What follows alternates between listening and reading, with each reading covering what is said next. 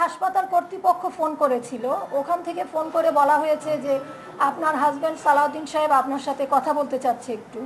ওর পরে ওনার সাথে আমাকে কথা বলা দিয়েছে, উনি বলেছেন আমি বেঁচে আছি তোমাদের সবার দোয়ায়। দুপুরে নিজ বাসায় সাংবাদিকদের সামনে এই ঘোষণা দেওয়ার কিছুক্ষণ আগেই জানাজানি হয়ে গেছে সালাউদ্দিনের খোঁজ মিলেছে।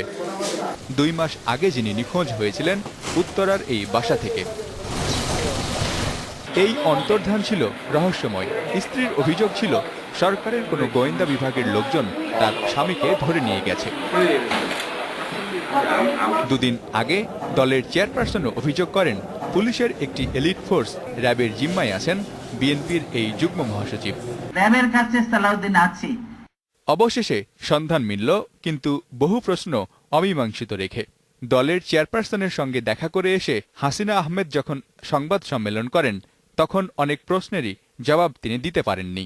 আমার স্বামীর গলা আমি যদি 100 বছর পরেও শুনি, ওনার গলা শুনতে আমার কোনো নাই। আমি ওনার গলা চিনি। সবার সাহায্য চাচ্ছি আমি। আমার তো ভিসা করানোর জন্য অবশ্যই সরকারি সাহায্য লাগবে। দ্রুত চেষ্টা করছি ওনার কাছে, যত দ্রুত সম্ভব ওনার কাছে পৌঁছানোর জন্য। উত্তরার 3 নম্বর সেক্টরের একটি বাসা থেকে প্রায় 400 মাইল দূরে শিলংয়ের মিমহামস হাসপাতালে কিভাবে হাজির হলেন এই বিএনপি নেতা, এই প্রশ্নের চারপাশে ঘুরপাক খাবে মানুষের কৌতূহল।